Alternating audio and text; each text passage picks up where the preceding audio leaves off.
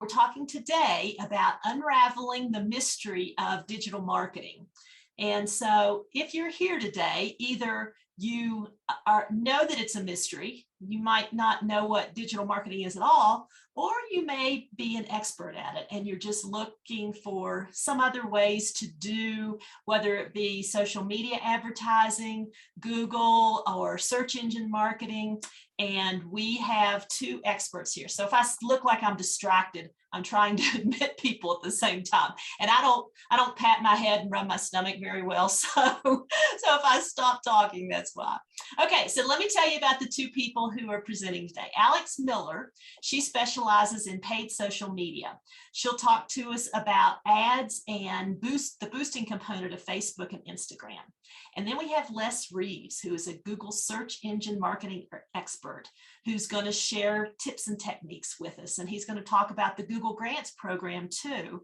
And since some nonprofits don't have a dedicated marketing staff, I'm going to kind of fill in the blanks here and there with the organic piece, and then have Les and Alex kind of weigh in on that.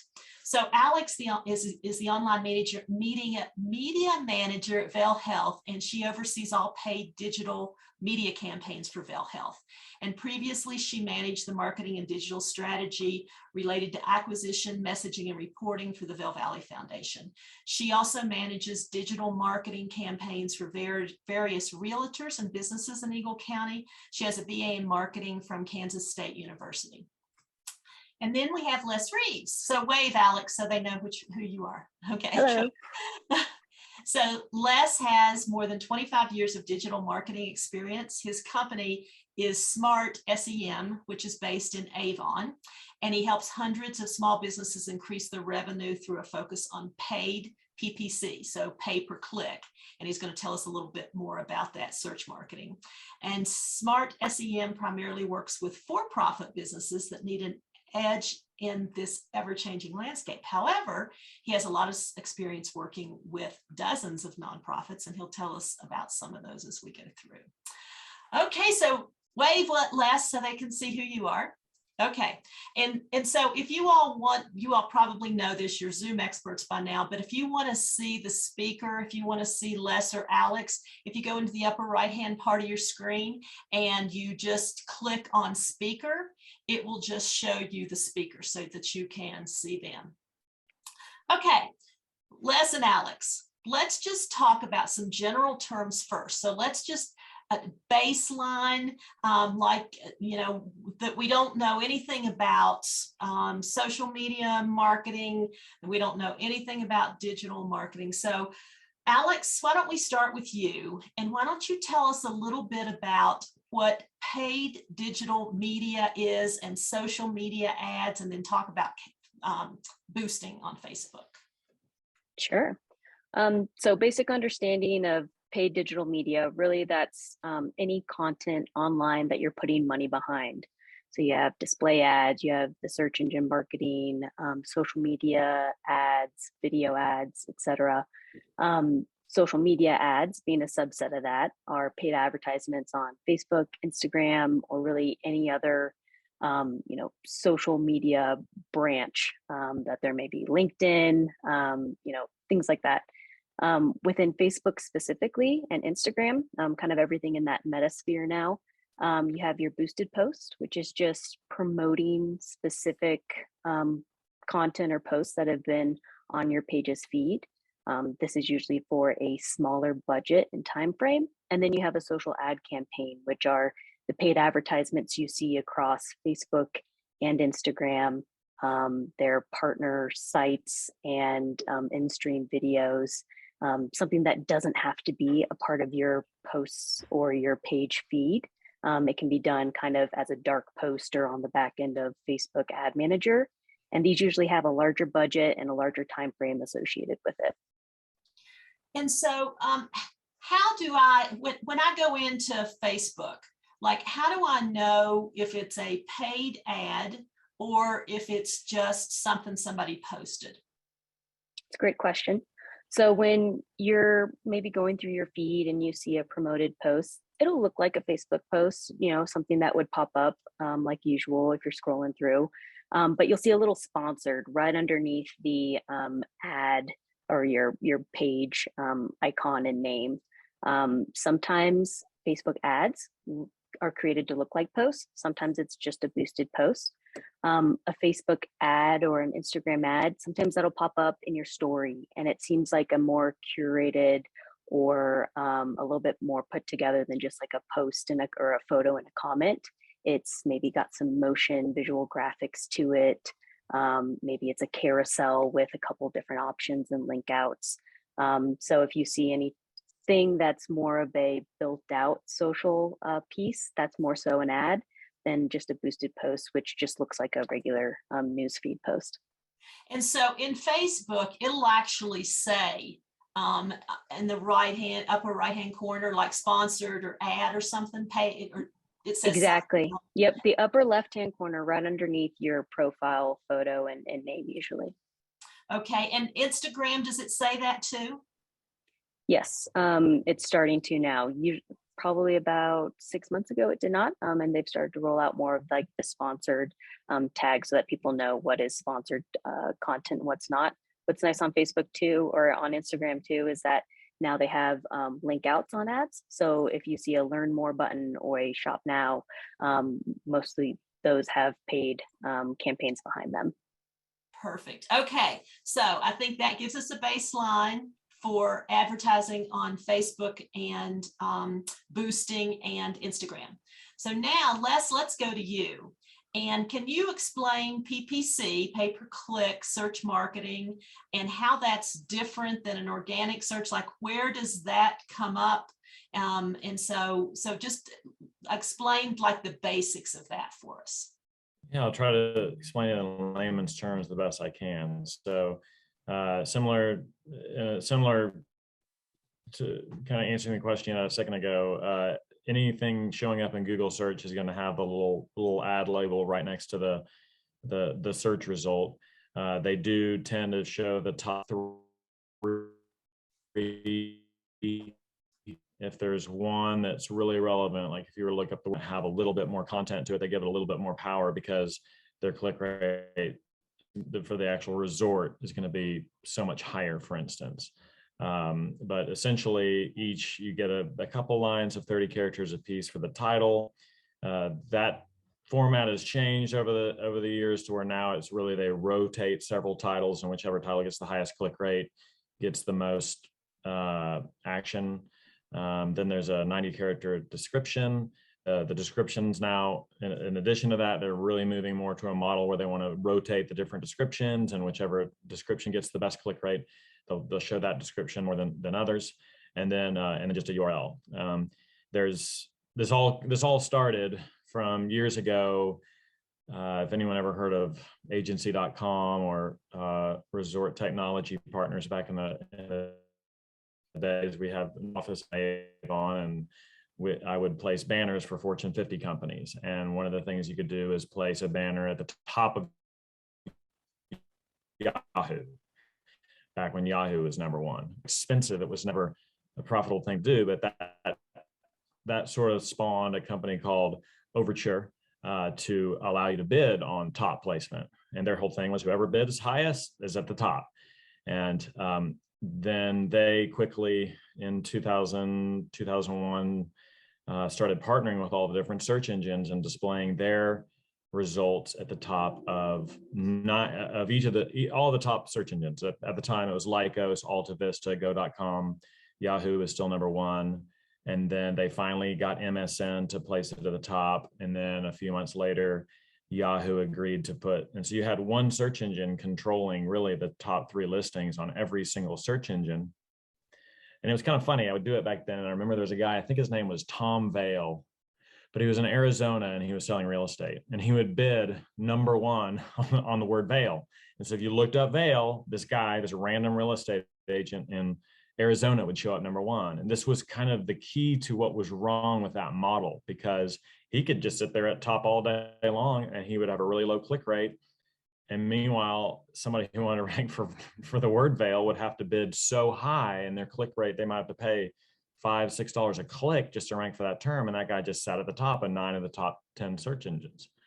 And then Overture did go to Google and say, hey, we want to show you show these listings on the top of your engine. I remember we would talk to sales reps back then that worked for Google, and you could buy a couple of the top positions on Google back then. And what they said is, we're going to do something different, and we're going to just have our own. And that's when AdWords was formed.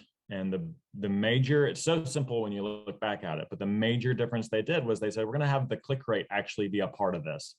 So if you're one bidder that has a 1% click rate and you're bidding, say $10 a click, well, for every 100 searches, you get one click, you're paying $10. But if somebody else has a bid of, say, 11 cents, but they're much more relevant and they have a 10% click rate, well, Google is going to actually make $11 from that person for every 100 searches. And so Google really quickly realized we can make a lot more money if we just put do a quick look. They call it an algorithm. It's really simple. They just said, hey, we're going to put the advertiser at the top who we make the most money from.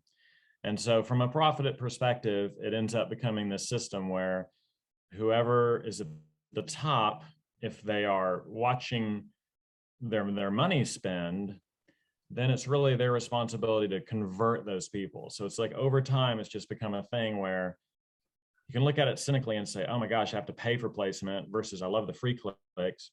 But if you just build the best mousetrap, the best website to convert those users when they get there, then you can afford to be at the top. And that's just how it goes. And so over time, for-profit, I'm talking about for-profit. Then over time, not too long before they actually went public in 2003, Google in their early days really wanted to do good, and they came up with the Google Grants program. And in the early days, you could even get a $40,000 budget. They quickly got rid of that, and they've kept it just capped at $10,000. And I honestly, for most of our Google Grants accounts, find it difficult to spend more than $10,000. They've changed the amount you could bid. They have a limit on the bid of $2 at the beginning. Now it's up to about $5 per click. And then they quickly found out, people are just, since it's free money, they're just bidding on every term imaginable. And everyone wants, they're not managing the campaign like a for-profit company would do. And so they put in a lot of stipulations, and it really does work. And I'm not trying to sell services for this, but if you can imagine, they've put so many requirements on a Google Grants campaign that it can dwindle to nothing if you're not actively managing it. And that's how it should be. So they want you to track conversions, for instance. They want you to geo target properly. They want you to use all the instruments that a for-profit company would use when they're spending the money out of their own pocket, so that, because there's so much competition. And if you're just looking for money and looking for donations, it is difficult to compete with honestly, I don't know how many there are, but let's say I'm sure there's tens of thousands of Google Grant campaigns out there. And so we have clients that range from everything from like SOS that really is just looking to get donations, but then a little bit on the volunteer side, to nonprofit entities that do sell some sort of product or some sort of lodging component or something like that, as long as they're a 501(c). Am I getting that acronym right? 501(c)(3), yeah. Yeah, C3, thank you. As long as they're that, they qualify. And I have, for a while, certain organizations like religious organizations couldn't really get Google Grants campaign, but I don't know, something happened over time, and even religious organizations can get a Google Grants campaign. I find it very rare that I'm denied a Google Grants campaign, but I have found over the years it is harder and harder to spend the budget that you're granted, because there is so much competition, and you really have to manage the campaign tight if you want it to work. Okay, so let me just summarize that, and you tell me if this is accurate.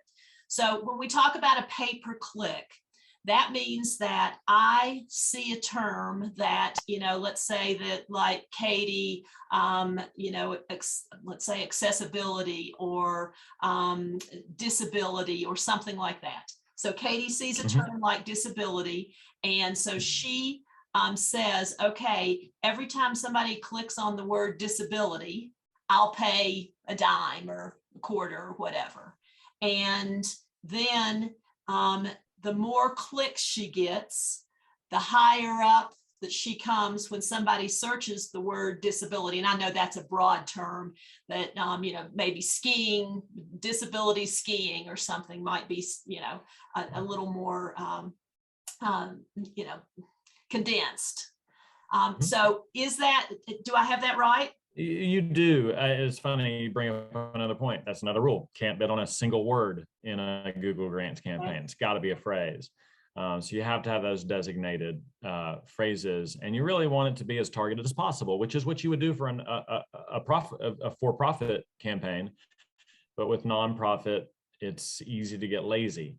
And Google, over the years, I just doing this now with Google Grants campaigns for 19 years, they have gotten more and more stringent, and it is kind of a headache for me, but I get what they're doing. And it's the fact of the matter is, yeah, so you're paying per click. And if it's a grants campaign and you can't spend the money, what are you going to do? You're just going to bid $5. You're going to bid the maximum they'll allow you to bid. And that's what everyone does. And so, yeah, there aren't really any 10-cent bids in this world, but at the end of the day, it's all funny money to a certain degree. But yeah, right. And so the Google grant actually gives you the money to be able to do the pay-per-click. That's correct. That's okay. correct. All right. So now let's stop here before we go any further down this road. And do you have any questions for Alex or Les about what you might not understand, either about the Facebook social media marketing and Facebook or ads and the marketing, the Google AdWords? Do you all have any questions? So, because this is our, this is our foundation. This is our baseline that everything we're going to build on, and understanding this piece is going to be key to where else we go here. You can either raise your hand or unmute yourself or text or whatever, or chat, whatever works for you. Anybody? Okay, good job, guys. You all explained it well. Okay, so let's go back to Alex. And, many of the nonprofits that are here today might not have someone specifically dedicated to marketing and posting on social media or posting on the website or purchasing advertising. And so they might not even know where to start. So what would you tell us are some of the first things that we need to understand and do to even start our own campaign? Sure. It's a great question, Robin. So when you're thinking about, content strategy, really, if you don't have a dedicated person, if you don't have, budget for resources, you just want to make sure you have a plan. You get rewarded for consistency and for great content when it comes to social media. So coming up with a strategy that's inclusive of, one, first and foremost, your end goal, because that's really what you're going to build the rest of your campaign from, and it's what you're building up to.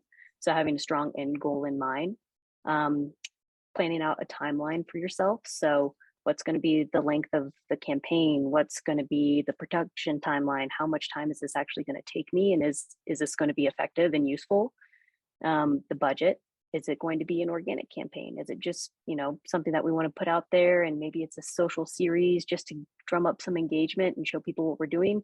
Or is this a legit campaign that we're going to put some money behind, both to create the content maybe, and then also to promote it through the Facebook ad manager? And then you get into your content piece. I like to describe, content is king, and then distribution is queen. So you need those two core elements to make it effective. And, without those things, you're not going to have an engaging social ad or social post.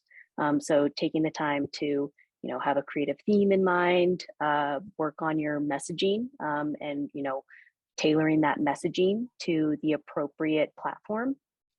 And then, what those visual elements are. And then the distribution piece is your channels, your cadence, how you're getting your messaging out. And then the core piece of distribution is going to be your audience, demographic, geographic targets. Where do you want this message to reach? Who do you want this message to reach? So your strategy needs those 6 elements. So, every time I get, hey, Alex, we want to promote this, or we're looking to do this, I'm looking at it, I'm like, okay, what are these 6 things? If I can plan this stuff out, then I can go step by step into everything else. When it comes to content and distribution, those two mostly go hand in hand. They're the king and the queen. So you're, taking the time to plan that out after you have your main strategy, and then everything else flows from there. So you're taking maybe resources you already have, maybe a great photo that you took at an event, and you're like, this would be, we want the community to see this. We want to get this out. You're going to take that, and you're going to say, okay, I want it to be on Facebook. Let's go ahead and post it here, but maybe it'll work for Instagram too. And let's get it on our website. Utilizing one piece of content in 3 different ways, you can multiply your efficiency, and you can also tie things together, because you'll probably message something differently on Instagram or LinkedIn or Facebook than you would on a website, but you're still using the same piece of content in multiple ways. So when you're creating your strategy and you're in that distribution piece, you're looking at, okay, yes, we have only one thing, but we can utilize it in these multiple channels and drive audience to those different channels. So you're multiplying the effectiveness of your content that you're creating.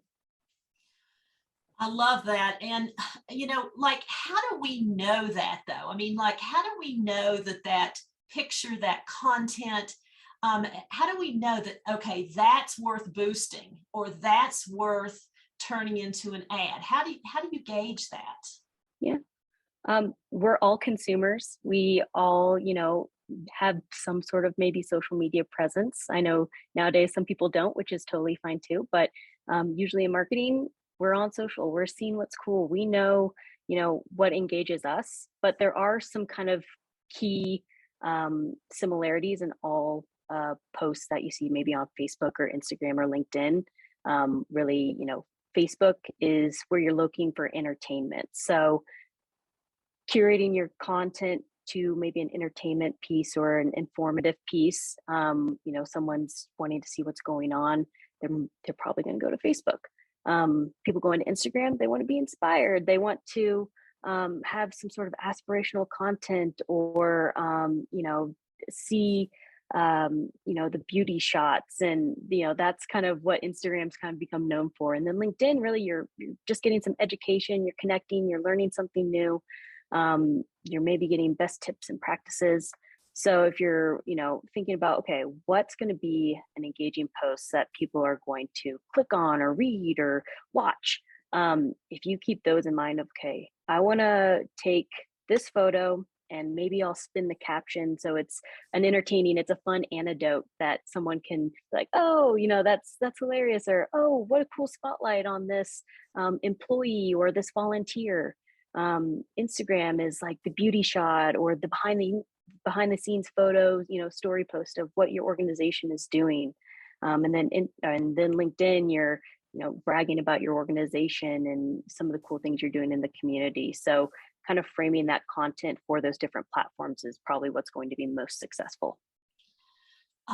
Great answer. And so what I hear though is before you do any of this, you need to come up with a plan. So what is the plan, and where else are you going to use this, and how are you going to use it? And so that's a key piece, instead of, I think the way a lot of people approach social media is like, oh, that's cool, I'll post it, oh wow, I'll reshare that. But instead of doing that, actually planning it out. It needs to be a little more methodical nowadays. I think back when social media was first up and coming, it could be that, but now it's just filled with so much noise, and everyone is so connected on so many different things that you just have to be a little more strategic with it. And then, once you have that historical buildup of like, oh yeah, that performed really well when we posted something similar a few weeks ago or a year ago, then that can be a quicker post. You're going through and you're like, oh, wow, that was a great photo someone grabbed, or hey, that video is awesome. Like, let's share that. That performed really well last month. So once you get in there more and you have a consistent posting schedule and a theme and a voice, then you're able to quickly kind of come together with those content plans on the fly. Great. Okay, good job. Thank you. All right, Les, let's go to you. So the question is, a lot of the smaller nonprofits don't have somebody that's specifically dedicated to marketing, posting on social media. And so where do we need to start? So what are the first things that you can tell us that we need to understand and do? Well, you really just get all the information together. Typically, what we do for our clients is just get it set up for them. But you can go to, if you just do a search for Google Grants, you can find really quickly the place where you submit your information. For many of our clients, we just do that for them. And I did want to say something though that came up for me during Alex's response there, because I want to make sure that a big difference that people a lot of times don't, I feel like social media is just the marketing is just very normal. It's very normal compared to most forms of advertising, where you're trying to, in many cases, distract they're doing something they enjoy, and you're kind of just gently trying to distract their attention.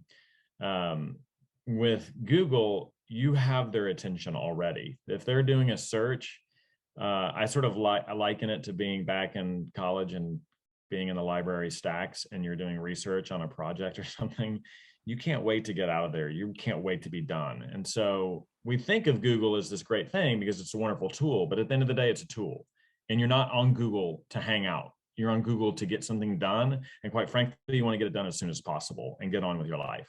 And that's a really different, the advertising to get that person's attention is way different from anything on social media, or quite frankly, television or radio or the newspaper or any other thing where you're kind of, where it's all light and happy and you're trying to distract them with pretty pictures and things like that. And that's why Google paid search has always just been text, because it's just raw. Like, this is what you want. We have it. We're not trying to get you to come to our site for something else that we think you might want because you searched for this and it's kind of like what you want. It's because that just ticks people off, right? They want it. Okay, so hey, if it's a profit, it's like, hey, if I'm looking for a hotel in Vail, I'm looking for a hotel in Vail. I'm not looking for activities in Vail. I'm not looking to book a ski lift ticket. I'm not looking to do Adventure Ridge. I'm looking for a hotel room at the cheapest price, or the type that the level I'm looking for. And if I look up for a condo, I'm looking for a condo, not a hotel. If I'm looking for a hotel, I'm not looking for a vacation rental. I'm looking for this very specific thing. And so I hope I'm not getting off track with your question, but the point I really wanted to get with is, because how you get started, you apply. It's pretty easy. And like I said, it takes maybe 2 weeks to 30 days to get approved. It's pretty quick. It's quicker than you would think approval process to get a $10,000 budget. But then I did want to dovetail with what Alex said, that this type of marketing is different, that you just really want to get people that are looking for exactly what you want, and you want to get into the website and then get them to what they need to accomplish quickly, which I think a lot of people forget about with other forms of marketing. Okay, well, I'm glad that you said that, because there is a distinction, and I don't know that I would have thought that, but that's a very good description, because when I search something on Google, that's what I want. I don't want anything else, no ancillary. I want what I searched for. And so this is kind of putting you on the spot, but so let's say that a nonprofit, I don't know if Cookie's here, horse rescue. And so what might you want to be sure that they only do horse rescue in Eagle County, right? So there's probably some geo targeting that can be done, and geo targeting, most of you probably know, is just area. So an area. So would, for like horse rescue, would she just do horse rescue in Eagle County and hope somebody is searching for horse rescue in Eagle County? Well, there's just a lot more factors than that. But yeah, typically it's you geo-target through the keywords themselves, right? So horse rescue in Eagle County, horse rescue in Eagle, Colorado, horse rescue. But you could also broaden that out to Colorado, pretty much to the whole state, since we're so centrally located. And it really, at the end of the day, if you're targeting specific keywords, you can target that nationwide. I'll have clients say to me like, hey, we don't get anyone from Iowa, so we don't want to market in Iowa. And I always say, well, there's still probably some wealthy people in Iowa that may do the search. And as long as the search itself is targeted to this specific thing, then you're okay. You don't have to just target the people in Dallas. for instance. Yeah. And then as far as that's concerned, she's going to need volunteers, right? So you want to also think about the fact that that all the different needs that you have, donations are always the most appreciated, but there are other needs too, and you want to make sure that you're not only targeting those keywords but also have relevant content when they get to their destination. Does that answer the question? Yeah, and so from that perspective, you would probably suggest they do some kind of keyword searches to see, how many people are searching for horse rescue in Eagle County or horse rescue in Colorado before they buy those words, right? True, but there's a term in the industry called the long tail at the end of it, which I won't go in too deep into the fact that Google's making the long tail harder and harder to target. But if it just gets searched once a month and it's absolutely targeted, we don't care about volume. We care about, this is a rifle approach, not a shotgun approach. And so if it gets searched once a year, but it's exactly what the person you'd want, then you want it. And so it really isn't a volume situation as much as a high value, I would say you get people with a credit card in hand. You want people that are the most relevant at that time. I'm really kind of speaking to the for-profit side with that, but it matters with this too, because Google is tracking this for nonprofits, and they really reward nonprofits that are managing their campaigns well and keeping it targeted. Good. Okay. So that helps. So again, if you all have any questions as we go through this, I'm just asking them as they come up that I think that I've been asked before that I think, will help us all understand, what this is and how can we use it. So Alex, you talked a little bit about how that we can attract, nonprofits can attract our audience with potential donors or program participants with what the story is. And, so one of the questions is like, how do we then keep them engaged? So for instance, and I think this was it might've been a boosted post, or it could be been an ad recently that the hospital did on Shaika Grotzhalmer.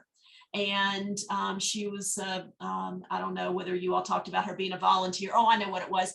So there was an article that was in a magazine, and I think Emily McGavin posted that.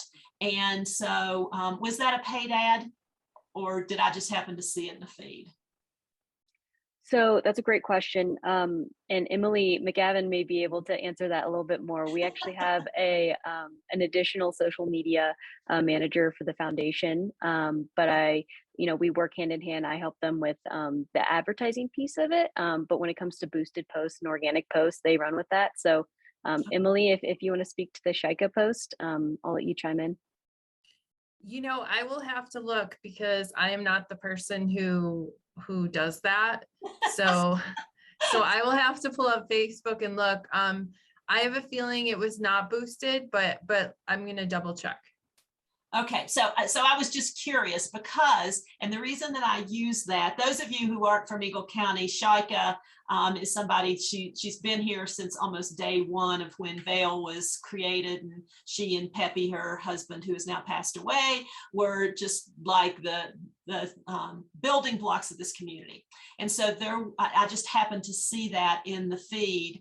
And so my question was, and the reason I use that as an example is, okay, so that engaged me because I'm like, oh, Shaika. But then, how do you keep them engaged? Like, okay, so I read it and said, oh, that's a cool article. But then what? Great question. So part of that is, if one, you're wanting to re-engage people, you want to look at the retargeting piece. So once you get them to your website, if there's another campaign that you have running and maybe you're just getting them in the door with some great content, and then you want to then message to them something else. So like, hey, Robin, you love Shaika. Maybe you'll enjoy being a Vail Health Foundation donor. we want to then promote other things to you. So getting the right tracking and pixeling in place so that then you can remarket to people. Facebook has a pixel that you'll want to utilize, especially with upcoming changes to third-party tracking and data coming up in 2023. That's something for everyone to look at, is just, okay, do we have the right tracking mechanisms in place so that then we can re-engage people when we want to. Another form of re-engagement is going from the physical end. So maybe someone didn't see a Facebook post, but maybe they came to one of your events. Maybe they came to a concert at, the park, and you put a geo fence. You can get as granular, I believe, as 1 mile within an address. So you pull up the address on Facebook Ad Manager of Ford Park, and you put that in, and you're saying, okay, we want to make sure we're gathering data from people who are within this address for this time period, and we know that they're engaging with our brand, and we want to serve them up another message because we want to re-engage them with something else. So if they're at a concert in the park and then they leave, but they're on Facebook after, because maybe they're posting photos from the concert, or maybe they're checking in and have some time to kill, then they're seeing, oh wow, this nonprofit, we can actually donate to them and help them continue providing these great concerts. This is so cool. It's a way for your brand to then get back in front of them. So geo-targeting or geo-fencing specifically within certain events, certain physical interactions, and then retargeting from the web if they've visited your website, and that they've found a particular piece of content engaging, and then serving them up some relevant content after that.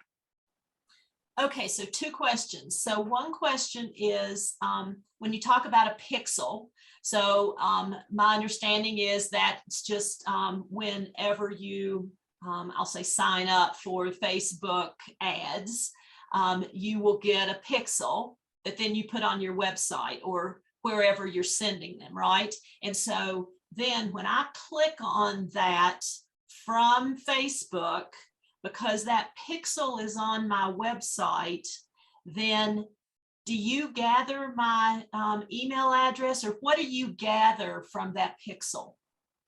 All really you're gathering is that your Facebook ad converted a user.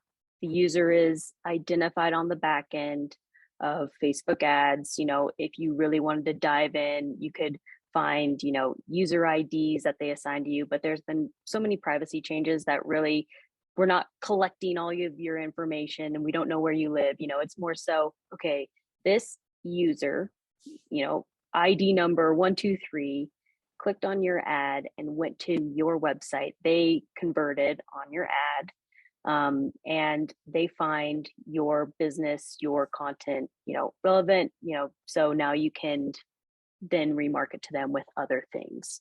You can then use that data. Facebook stores it. It's part of, everything where you're signed up for. Facebook does store that, but the website that you own would not.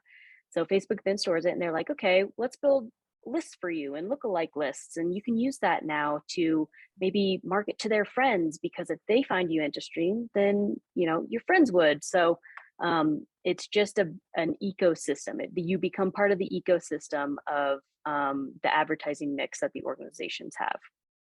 And so they're not giving you an email address, so we can't market to them specifically.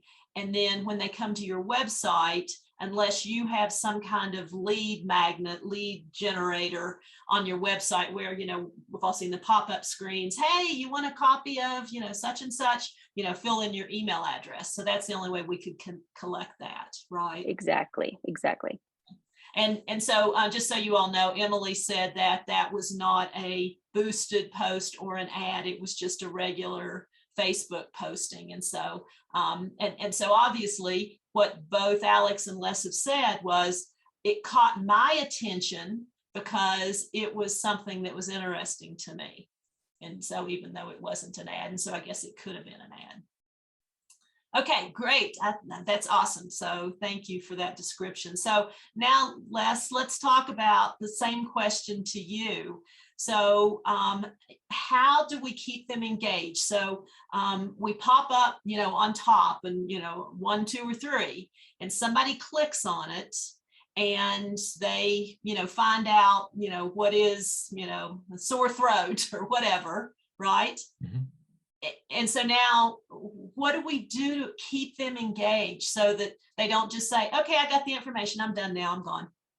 Well, for one thing, you really don't want to be attracting people that are looking for information with paid search, but with organic search, that's fine because they're free. And you can, if hopefully you have the information they're looking for, and if they leave and they got there for free, maybe they write the phone number down, whatever that is, that's fine. But with paid search, you really are trying to get people that, like I said, have credit card in hand and are ready to engage today.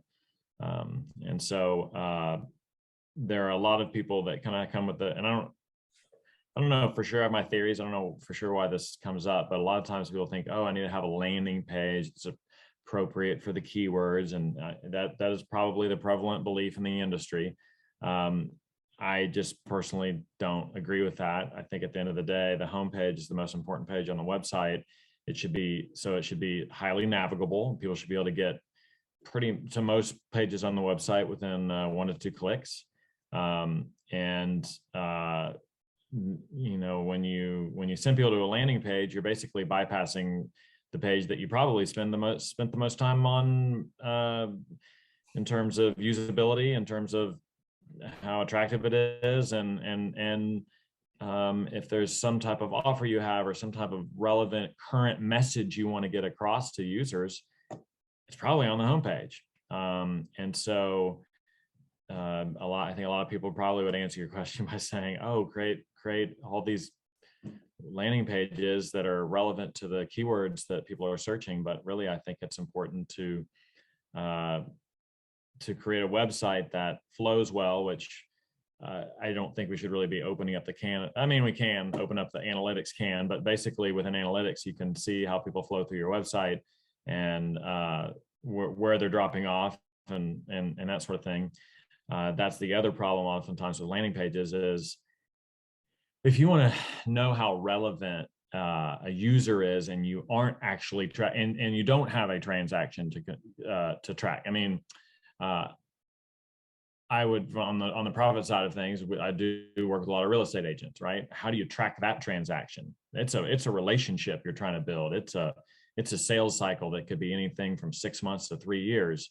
How do you track that? Well, there's something called bounce rate, time on the site, and average page views.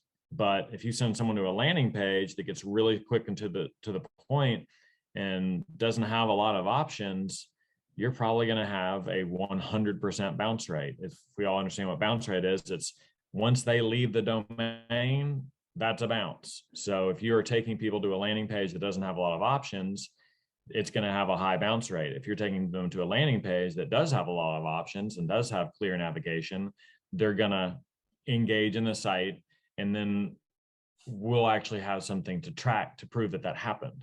And as they go through the site, we'll have time. I mean, these are important measurements, but if you're sending everyone to one-page web landing pages, then the measurement is useless because or if say the donation page is on another domain, that's a really important thing to track, but we're not tracking that because you can't track someone as they go to the other domain. I mean, you can, but not through the regular Google Analytics and that sort of thing. And so, in terms of having people engage, I don't even think that's really a function of the marketing or of social media or Google. At the end of the day, it's how good is the website? And I'd say don't overthink it. Your homepage is probably your best page, and you should send. In most cases, I advise people to send traffic to their homepage. And okay, so let's take and so Christine, I see that you have your camera on, and so if you don't mind using you as an example. So Christine is executive director for Foresight, which is guides for blind skiers.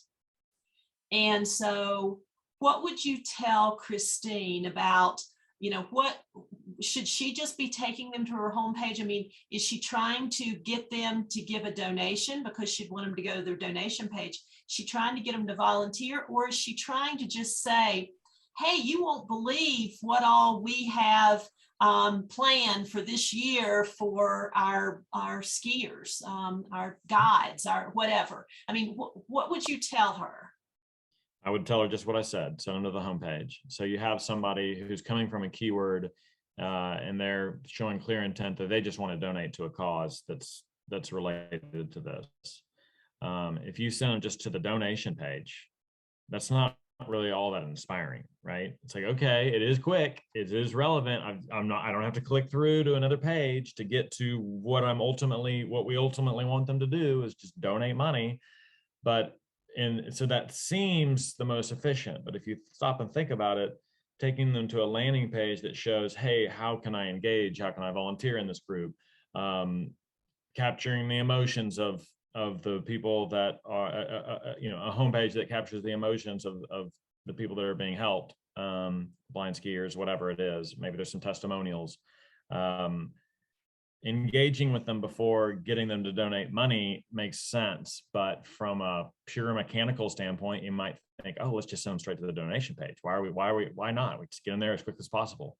And so similarly, if someone is really just looking to get involved in the organization, you could just send them to the volunteer page, but why not send them to the page that shows all options? If I were to back out of this example and say, I mean, I for 8 years managed all paid search for Vail Resorts, and I would argue with them about the fact that they would say, hey, someone's looking up horseback riding.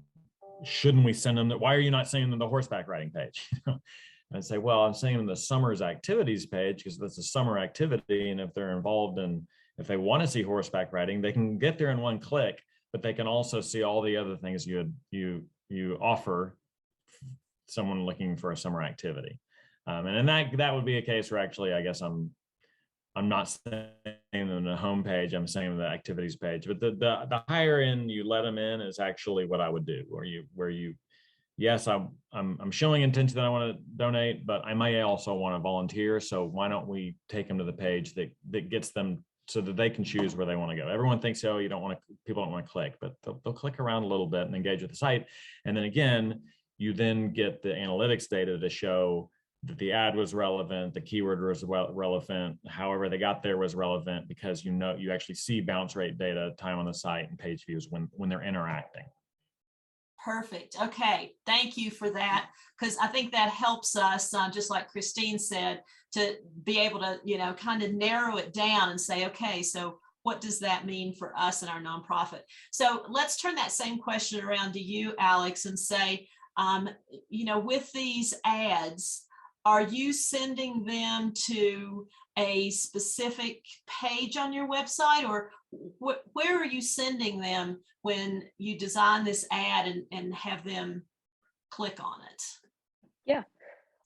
So really it's whatever the end goal of the campaign is. And I think Les brings up a great point, a few questions back of social media marketing. We're more so raising our hand as the organization or the business saying, hey, come look at us. Like, you want to interact with us, and we have stuff that you may want. Whereas search engine marketing, you're saying as the consumer, hey, I want this. Who's got this for me?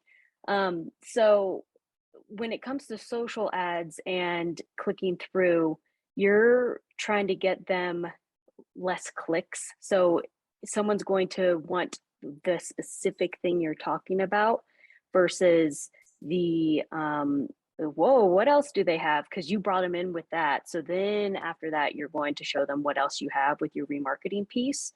So if you're promoting, like we just had a cosmetic dermatology promotion for Colorado Mountain Medical, and we wanted people to go specifically to the dermatology page because we were targeting to women ages 35 up in Eagle County. And this was the photo, this was the content. We want to get them right there so that they then have the easiest, transition over to being able to call and book an appointment. if we were to send them to a homepage, you know, that's a little bit more difficult where they're like, okay, what would this specialty be under? Where would I find it? So it really depends on your sitemap and how your site is structured. But for social advertising, usually it's easiest to take them directly to the content that they have engaged with, because they're kind of on the fence already, and you just want to feed them that information that your end goal is to convert on, more so than search engine marketing, where you're like, hey, I know you wanted this, but we have this too. So there's a little bit of difference there.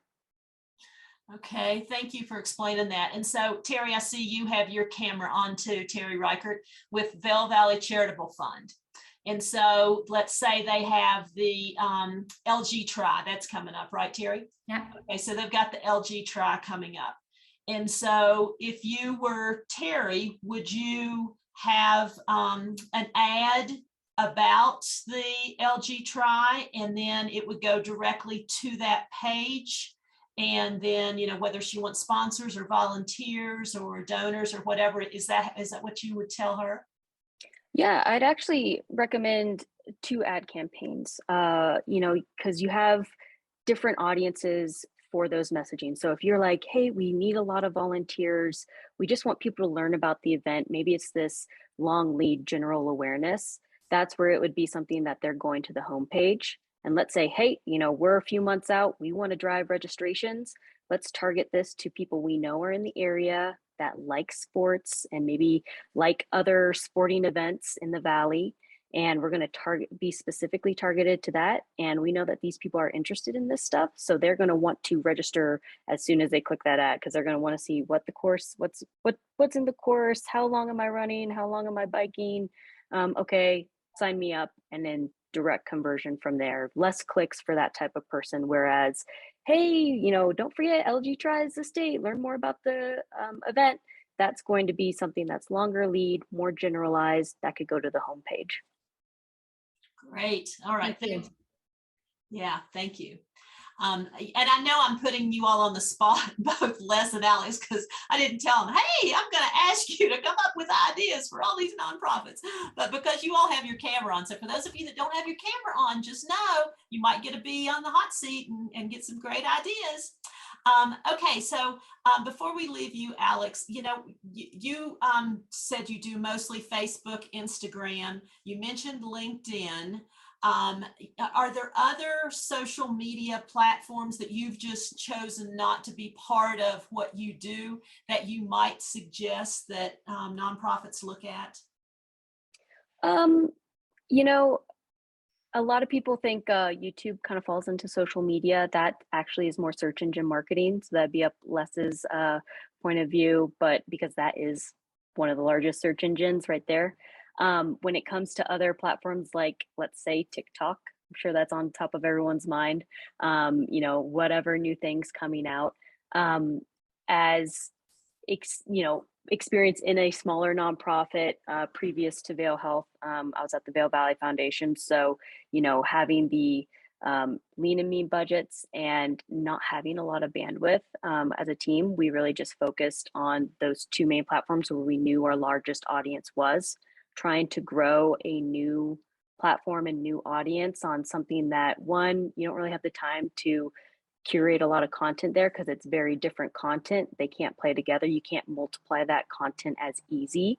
And 2, they really don't have a lot of paid pieces to new platforms like TikTok or something along those lines up and running just yet. It's more so having a conversation with some sort of influencer and paying them on the side and then having to tag you as a paid promotion. So really for nonprofits, bread and butter is always going to be Facebook and Instagram, because that's where you can get the most bang for your buck. It's where the larger audience is, and it's stuff that can play together. So to save you time and money, those are really where I suggest, you know, people spending their time. But then when it gets to LinkedIn, definitely promote, you know, your organization. It's great for donation promotions. If for nonprofits, you know, connecting with professionals who maybe want to get involved in the community a little bit more, or hey, we really need to hire some people to build this team up. Let's promote, you know, this open position that we have.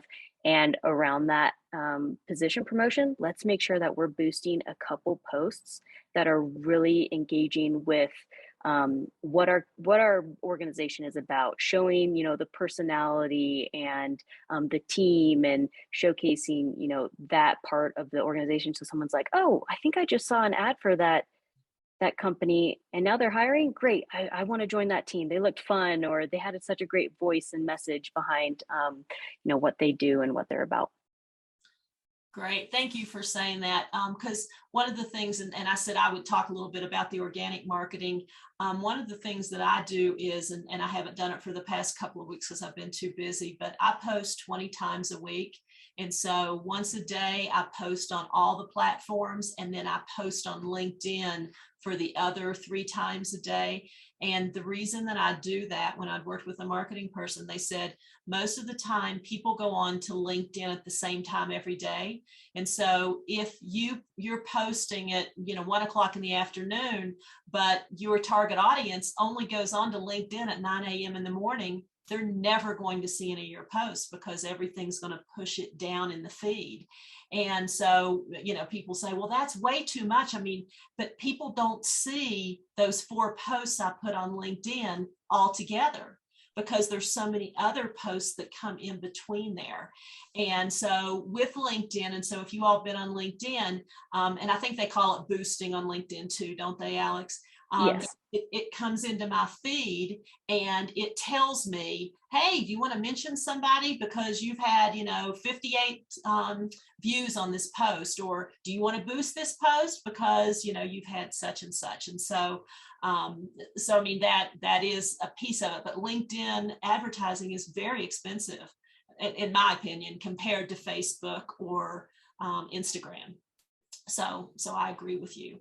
And on TikTok, I'll tell you all, I just attended a session the other day on TikTok, and it was on, I think, YouTube and TikTok. And, I'm kind of like rolling my eyes, and they're talking about this one nonprofit in some little town in New Jersey that works with autistic children that has 166,000 followers.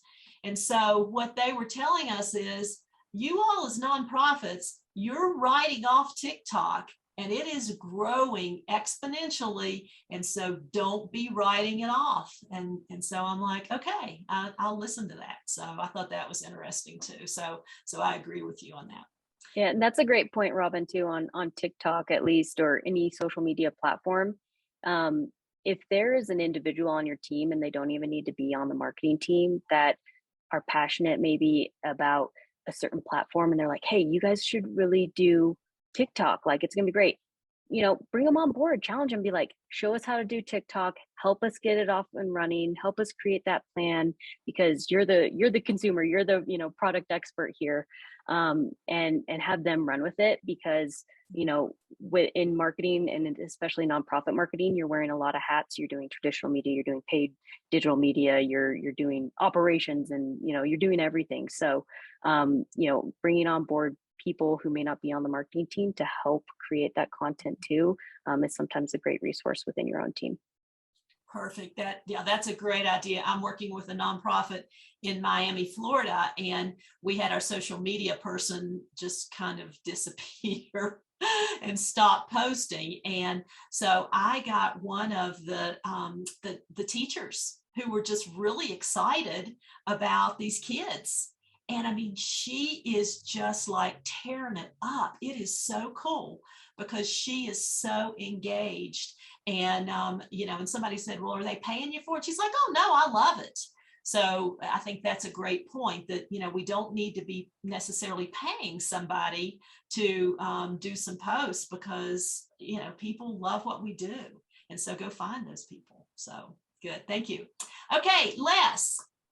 So Alex just brought up YouTube. So talk a little bit about that. And then are there any other browsers or anything else for search engine marketing that we need to be looking at besides Google, or is Google king? I mean, Google is definitely king, and the Google Grants ad platform is really the biggest thing out there. Bing So the way I kind of went into it earlier, how it all played out, but once Google, I'll just continue that to say, once Google created AdWords, AOL was the first to kind of switch over to them and say, hey, we're not going to use Overture anymore. We're going to start using AdWords, and started putting Google ads on the top of everything. And when Google ads first started, Yahoo was the #1 search engine, and pretty quickly Google became the top one. And then Yahoo bought Overture and kind of owned that space for a while as the major competitor to Google, as Google just kept growing and doing it right.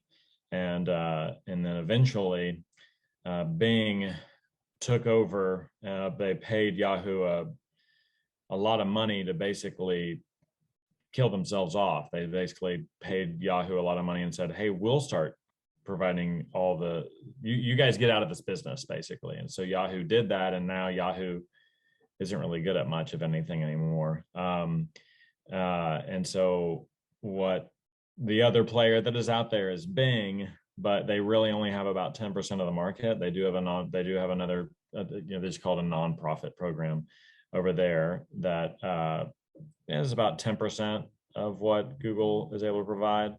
But in addition, so backing out of that, we have spoken a little bit about remarketing and things like that. One thing that you should always know with Google is that they're only going to show your ad on a Google property. And so you can't really do remarketing or anything that's going to show up on a website outside of Google, because they don't want to pay for your ads. They'll donate you their own space, but they're not going to place your ads anywhere else. And so the other offerings that they sort of boast about is there's Google Workspace, which is the Gmail and Docs and Calendar, things like that, Google Meet. And there's some paid versions of that they offer to nonprofits for free. So that's more of a kind of I don't know, back office type of thing. But basically they do offer Google Workspace for nonprofits at a certain level for free. And then YouTube, I'm actually not too familiar with their nonprofit program. They do have it, but from what I understand, you really need to be doing a lot of video storytelling and have a lot of rich content. And the nonprofits that I work with typically don't have the type of content that works well for that program. But if I were anyone that does, I would probably look more into YouTube, because they do have a nonprofit program there as well. It's free. And then the Google Maps and Google Earth also has a way of allowing people to tell their story and have relevant pictures on the map with visualizations around the world and on maps to kind of tell their story. That's another thing I don't have a lot of experience with, but it is something that Google offers to nonprofits. But really what it comes down to, it where the rubber meets the road, it's the Google ads, the Google ads grant. And I just, what I'm here to do to help with the charities I work with is it is honestly more difficult to manage a Google grants campaign than a regular for-profit AdWords campaign. And so it really does take a lot of work and expertise to make that work. And why is that, Liz? Because with a for-profit, you can get away with mistakes. With a Google Grants campaign, you can't. So for instance, you have to use all the tools. You have to have a click rate higher than 5%, or they shut the campaign down. That's not the case with profit, right? So you have to every year commit to providing a feedback through a survey. If you ever lose your tracking, they can shut you down. There are a lot of things. If you're not making changes in the campaign every single month, they shut it down. They're not going to do that for profit, for the people paying them. To a great degree, for the profit people, I'm out there as a protector to try and keep Google from wasting their money. For the nonprofit side of things, I'm there to protect my nonprofits from literally having their campaign shut down, because Google has no qualms about doing that if it's not being managed pretty regularly. Interesting. And Melissa asked, is the YouTube nonprofit program separate from the Google ad grants? It is. It is. Yeah, you're not automatically in that if you're in Google grants. It's a separate program, just like Bing is a separate program as well. Okay. And like I said, I don't have a lot of experience with it. You do need a lot of video content to participate in that. Okay, good. Okay, before we go back to Alex, one more question. How much should we spend? Like when when I said 10 cents a click, so I'm back in the Yahoo days. I mean, I started pay-per-click way back when it started. And so, you laughed and said, you don't buy anything for 10 cents these days. So how much should we spend? Like, we can set a limit each day, right? So like, I don't want to spend over $10 a day or something. Yeah, well, if you're doing, I mean, that's a real open-ended question. If you're paying for if you're actually using your donations and actually paying Google, which you can do, then the budget's going to be what your paying threshold is. I mean, essentially, if you're spending $10 a day, you better be making $100 a day in donations or sales or whatever that is. But as far as it goes with Google grants, I only run a couple of campaigns where we're able to spend the full 10,000. I actually had some that back when they offered $40,000 in spending, I could spend about 30, but since they've taken that away and since they've added all the restrictions, it's actually hard to spend all the money. So for most of our accounts, our Google grants accounts, we just bid the max, which is a little bit messed up because everyone can bid the max, right? So you bid $5 a day, and I can't remember the exact number. Maybe it's anyway. Yeah, you do the $10,000 per month, and I find it really for a couple of my grants campaigns, I struggle to spend $1,000 a month. Okay, so it's 10,000 a month. Yes, ma'am. So it's just and then it's all just everyone gets 10,000. There's no, oh, you're a little bit less relevant, so you get 1,000. It's just everyone gets 10,000. But the traffic isn't really there to spend the 10,000, and so you just max out the bids and max out the budget for most. I have a few political campaigns I've run out of state for things in Florida and stuff like that, where they get a lot of, some .govs and things where they get a lot of, around election time, they'll spend a lot more money, that kind of thing. And so it can be a little bit seasonal, but it's still really hard to spend the entire budget. So you just max out everything. Okay, good to know. Okay, Alex, what about with Facebook and Instagram? How do we know how much we should spend? Because I know with the old like Google ads, the more you spent, the higher up you came on the feed. Is it that way with Facebook and Instagram? The more you spend, the more times your ad gets shown, and how much do we need to spend to get our ad shown? Yeah, it's definitely a pay to play, field. So really what I suggest for a boosted post, since it's only going to be running for, at most you only really want to run that for about a week, put $20 behind it on the cheaper end, put $50 behind it. If you're like, I really want to get this out, this is important, let's put some money behind it. For ad campaigns, if you're looking at, a full campaign, if you can budget out $50 to $100 a week for a campaign. So, if you're doing a 2-week campaign, try and have $100 to $200. If you're doing a 4+ week campaign, you're going to want $350 to $500 plus, as well as being able to refresh the creative halfway through. Budgets that or campaigns that are 2 to 3 weeks are kind of perfect time frame of, we're getting our initial audience. Facebook is optimizing those ads. We're setting a good frequency, so we're not just spamming the same people again and again, and they haven't clicked our ad yet, but we've shown it to them 5 other times. That's a waste of our budget. So, with ads, you want to make sure that if it's a small geo fence, a small maybe demographic, constraint, a target, you're going to want to make sure you're having at least 2 to 3 weeks to market, and then having at least, $100 to $50 a week for those type of campaigns. Great. And so what I'm hearing though, because a lot of times nonprofits are like, oh, but it's too expensive to do ads. You know, I don't want to boost. I don't want to do ads. But really what I'm hearing is, you know, we need to pick a period of time because we have an event coming up, or we have you know, some peer-to-peer some fundraising coming up or something, and we just pick a period. And so I would think most nonprofits can spare $100, right? Can spare $50. So I mean, it's not like the ad campaign is going to break your budget for the few weeks that you're going to do it. Exactly. It's a short period of time usually. Sometimes you can go longer and it's like a long lead campaign, but you have maybe a smaller budget you're using and you're not going to show as many impressions, and you're okay with that.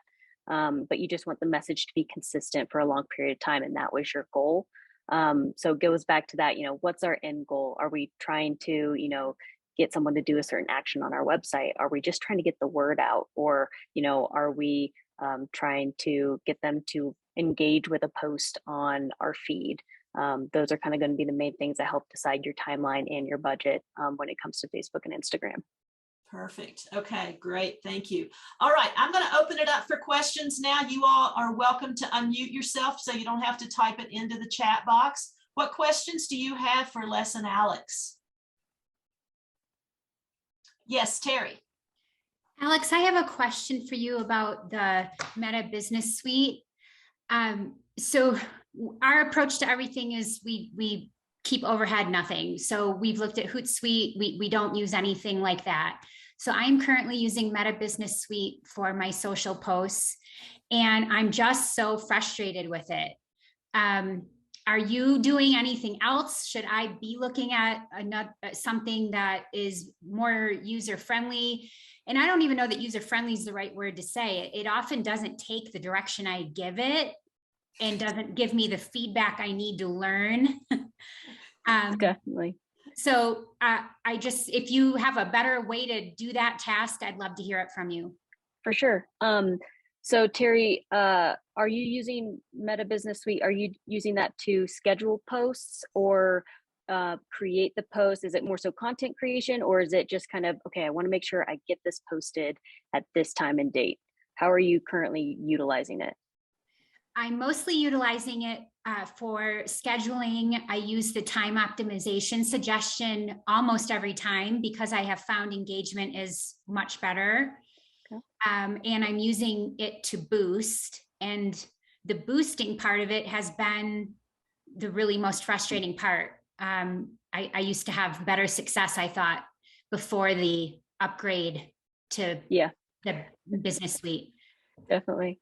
So you're not alone. Business Suite, that side of it can be very confusing. And I have had campaigns where I've scheduled something and I've created all the assets, and all of a sudden it just disappears. And it's you lose an hour of your day and you're like, oh my goodness. So definitely not alone there. Facebook and Meta, for, you know, what they do is great, but it's not perfect. If you are scheduling items, an easy way to do that that anyone can use, and maybe your company is using, you know, the Google Suite, so you have Gmail with the Google Calendar, setting up a separate Google Calendar for social, and just going in and scheduling on this date, copy and paste the content, maybe a link to where the photo is saved on your server, and saying, okay, we're posting it and we want to post it anytime on this day. And then maybe you pop in and you copy and paste it into Facebook, and you have a good idea of like what times are most engaging. What I've found is with the optimization piece is that it really kind of suggests the same time every single time. Yes. So now that you have that data, you're using, you know, all the kind of reporting metrics that Facebook has, you can just take that and be like, well, 2 p.m. on Thursdays are a great day for us. So I'm just going to add this to the Google Calendar for 2 p.m. on Thursday.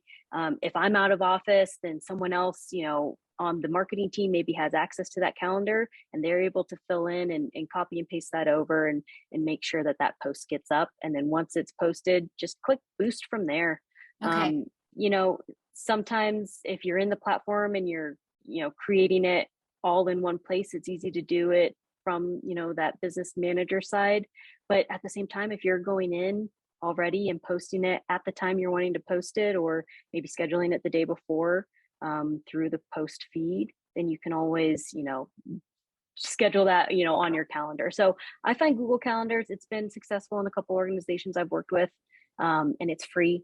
And, it's something that a lot of different people can access to. So it's not just one point of failure. If someone's out of the office and no one can log into the Facebook page for some reason, or they got kicked out, that's a way you can kind of share that content too between a team. And so Terry, what was that tool that you're using? It's the Meta Business Suite, like on the professional dashboard of our Facebook page. So it allows you to put your content in and schedule it at the time you want, or the time they suggest, or right now. You can just publish now. Okay, I use Hootsuite, and they have a nonprofit price, and I don't think it's that expensive. And so I use it for my nonprofits that I work with, and I use it in my own business too. So I don't know if Alex, you use Hootsuite, but I like it, and I think it works well because it does suggest times also. Yeah, Okay. I've used Hootsuite in the past. Sprout Social is another option. Falcon.io. I'm happy to send out a few links after if people are looking for maybe another option outside of Facebook or Google, if you're wanting just something a little beefier, that, and you have the budget for it and the bandwidth to learn it. That's also something that you need to account for, is like, okay, do we have time to take the trainings? Do we have time to become experts with this platform?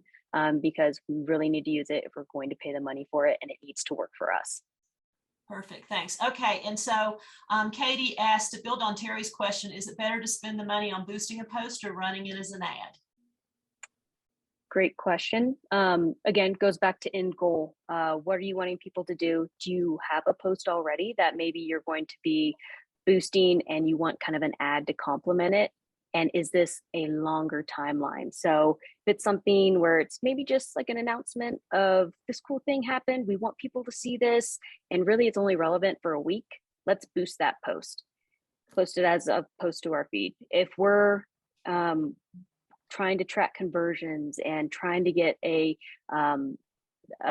audience over to our website to then convert on something and donate and purchase tickets and volunteer, that's where you would use an ad, where maybe you don't have a organic post that you want to use with it. So you're going to go create an ad on the back end, find a cool photo of your volunteers and say, join our team, we're looking for volunteers, and target that to people who maybe like your page and friends of theirs, or people within a certain area. Yeah, I haven't had much luck, with the access card is the big thing. And I'm finding that the click rate and people interact more with a boost.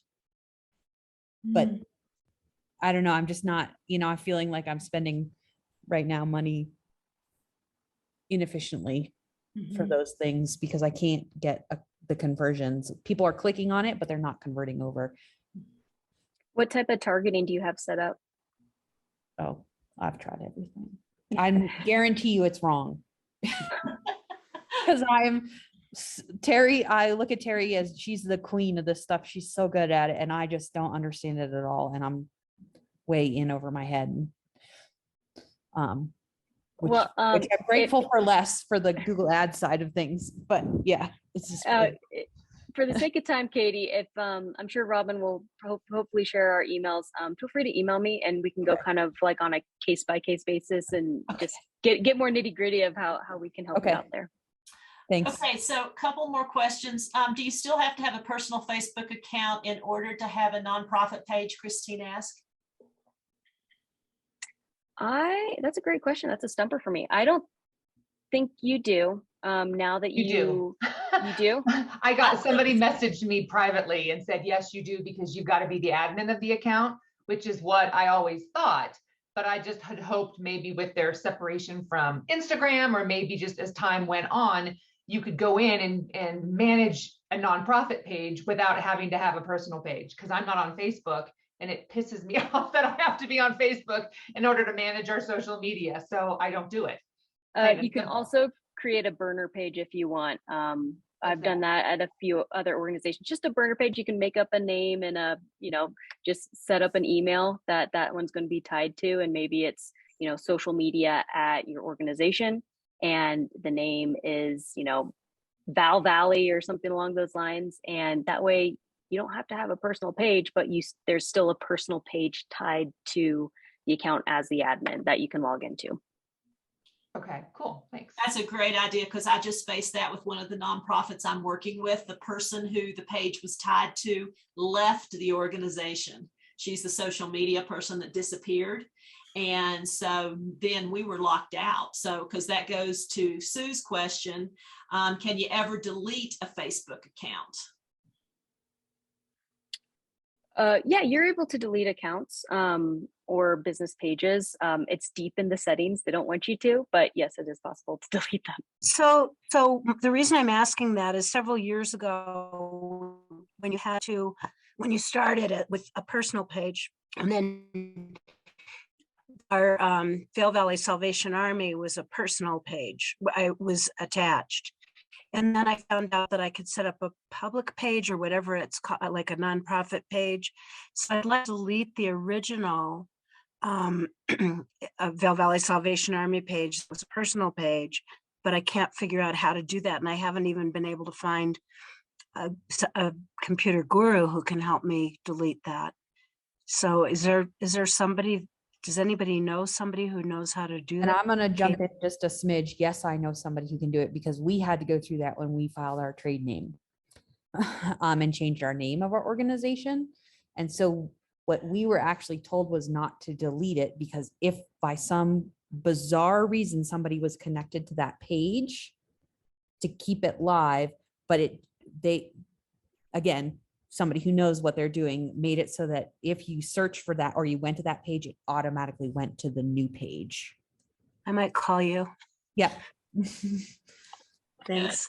See, that's why this is so great, because we can all help Sorry each to other answer the out here, question. 'cause we've all faced one of these at some point at some time.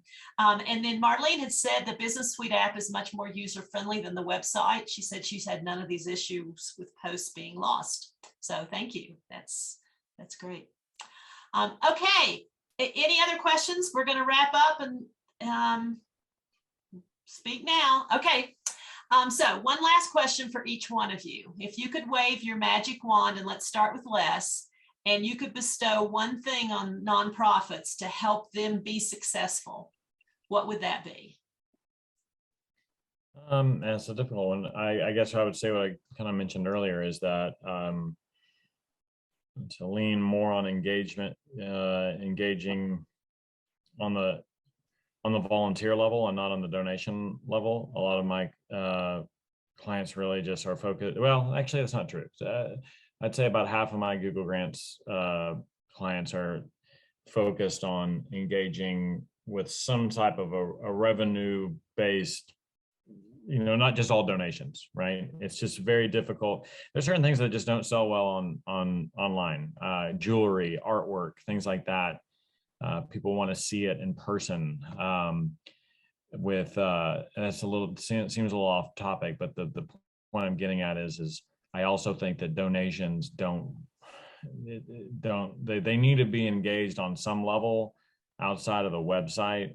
They're not just going to go around hunting and pecking and putting in their credit card information. So yeah, I would say certainly engaging with the user on more than as to a lot of times people just build a website just like, hey, here's where you can do your donations, and they don't really think about how to engage the user more, because that just doesn't work that way. Great, good answer. Thank you. What about you, Alex? If you could wave your magic wand and bestow one thing on nonprofits to help them be successful, what would that be? More time. I feel like nonprofit teams are lean and mean, and there aren't enough hours in the day to get everything you have on your list done. But with that, just keep in mind, good content takes time. It takes time to build that historical knowledge. It takes time to also create that content. So scheduling out, making it a priority, if that is, what your end goal is for the organization, is to grow your social media following or to create more engaging social ads. It's going to take a little time, and you just need to, have some patience, and then as well as, just use that brain power to think about what you find engaging and what you would spend your time on. Perfect. Thank you all so much. And so let's all give them a hand. That this was just awesome. I learned so much today. I've been so excited about this program because there's just so many questions I know that I have doing social media, and it's a moving target, as we all know. Okay, before you go though, so thank you again, but before you all go, let me tell you about the next Nonprofit Learning Series. It's on June the 23rd at 1 o'clock to 2:30.